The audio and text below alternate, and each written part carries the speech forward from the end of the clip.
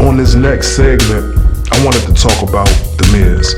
And one day, I'm going to do episodes where I cover individual wrestlers and we kind of go and take a look at their careers and the things that they brought to the sport of professional wrestling.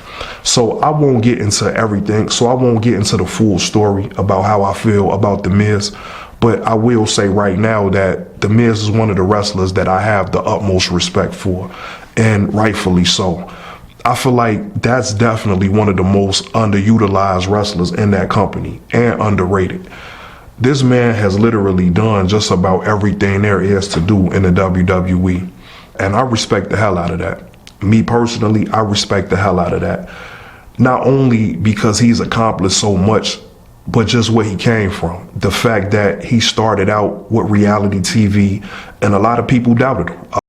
A lot of people thought the Miz didn't have what it takes to make it in the WWE. Even with Miz admitting himself that he went through a lot of bullshit backstage with a lot of different guys. A lot of different guys made it a point to let the Miz know they didn't think he was shit when it came to wrestling and that he wouldn't be shit when it came to wrestling. So even from that perspective, I respect the hell out of Miz because he's been through it all when it comes to that sport. That shows a level of resilience that a lot of people just don't have. Most people that go through things like that afford the first chance they get in personal life and in professional life. The Miz took everything that everybody had to offer, all of the naysayers, all of the haters, all of the hate, and he turned into a two-time Grand Slam champion, which means that he's won every title in that company 2 times. I love that for the Miz because he deserves that. To me, that's an example of a man right there. That's a real man, and that's what real men do. Real men overcome adversity. The Miz is an inspiration for me for that because that's a guy that showed that he wouldn't give up no matter what was going on. Even now to this day, he's still showing it because the WWE is consistently on board with the Miz. And I never understand what WWE is doing these days. But when it comes to the Miz, it's almost like they just disrespecting this man to his face. The Miz himself has said in the past that he didn't agree with the way that he was booked and he knew that he was underutilized. But it's not hard to see. It's not hard to tell. One of my favorite storylines with the Miz was when he had the help of Bo Dallas and Curtis Axel, the MISUSED. I hated the name, but I loved the group. That was the only other time, or maybe the only time, that Bo Dallas, in my opinion, had a real run in the WWE. Bo Dallas is a talented wrestler, but that's a whole nother story in itself. The MISUSED turned out to be something that I don't think they were booked to do, which was, in that time, they were one of the better groups in that company. Bo Dallas finally looked comfortable in his role with WWE when he was in the MISUSED. Curtis Axel finally looked comfortable when he was in the MISUSED. I was a fan of both those guys and I hated the way things turned for both of those competitors. But with the Miz, something just clicked. And even for Curtis Axel and Bo Dallas, they turned nothing into something. They turned that into the B team, and for a while they had a little run. And that's because they had that dynamic that I spoke about earlier with Trick Williams and Mike Santana. They have that capability of being entertaining while still being violent and vicious in the ring.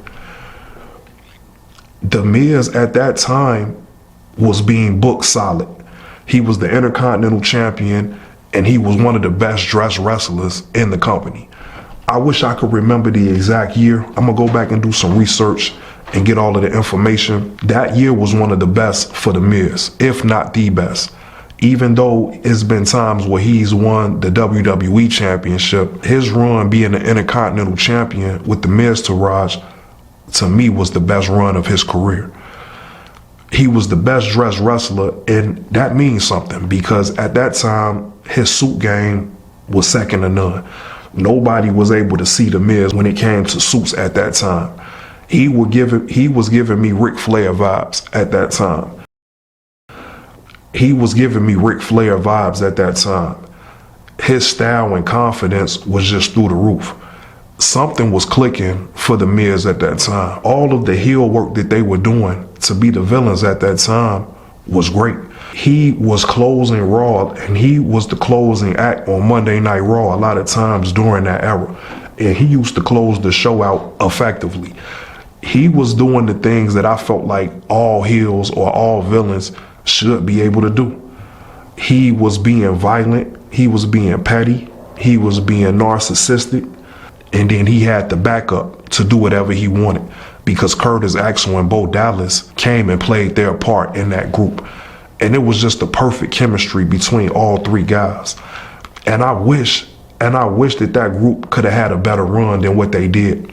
But you could tell by the name, this was a group that I don't think the WWE intended on keeping together that long anyway. And it's just a shame, because even now to this day, this is why I get irritated every time that they put a group together. It's almost like the Judgment Day again. And I told you guys how I feel about that. The Judgment Day broke up way too soon. Same thing with the Miz Taraj. So now back to the future. I would love to see the Miz have a feud with Jacob Fatu. And again, not just a match, not just some bullshit on SmackDown. I would love to see the Miz have a legitimate feud with Jacob Fatu. Not only do I feel like they will have a great match, but I think this is the perfect type of booking to get the best out of both guys.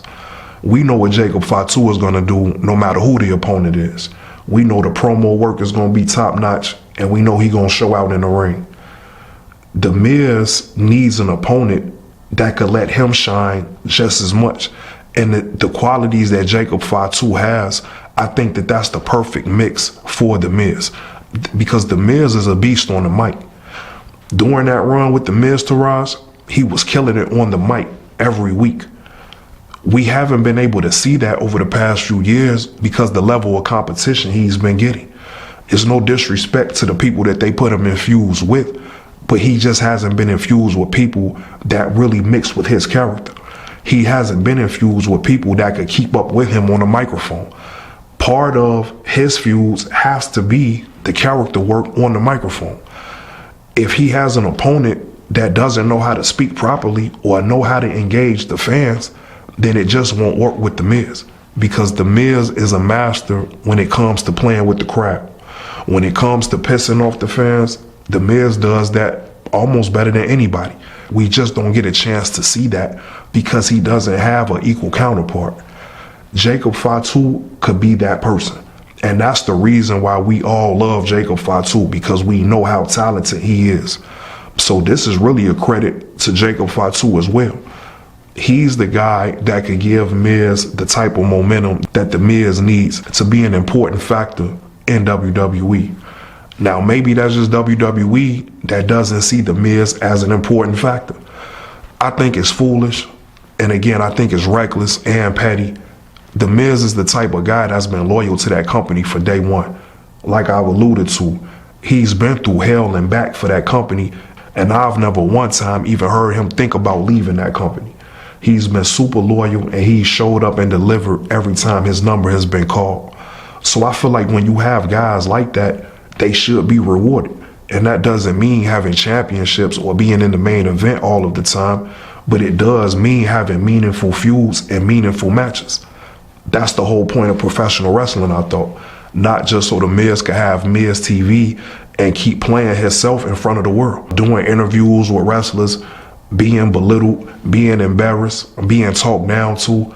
Every week, his character is being killed. But that's a credit to the Miz. The Miz is so good that he's not dead and buried right now. The writing would say otherwise. If it was up to the writing, the Miz would be buried right now. But the Miz is just that good. He just refuses to die. So for me, I would love to see him have at least a few matches so the WWE themselves can see what they're missing. So me, myself, I would love to just be able to see him have some meaningful matches to at least circumvent all of the bullshit that the Miz continually has to deal with this company. And it's just a tragedy, because a guy like that, he should be rewarded for his loyalty, his effort, and his consistency. These are the things that you want from your competitors. And the Miz has been top notch every step of the way. So again, Jacob Fatu versus the Miz, This has to be one of the feuds that the WWE puts together at some point, title or not. It doesn't matter if it's a championship involved. Let's just get the Miz in there with a big time player like Jacob Fatu, where the promos can be the best in the company, where the promos can outwork any other wrestler on any other roster, because those two guys have the capability of doing that. But first, we have to get them in the ring with each other. First, we have to put the pencil to the pad and put the Miz name next to Jacob Fatu. So hopefully we get to it. If not, it'll be a damn shame. But at least you heard it here on Worldwide Classic. Yo, what's going on with it? I'm Southside Tre. Appreciate everybody for watching. Make sure you subscribe to my YouTube channel, Full Time Digital House, and follow me on Instagram, Southside_Tre.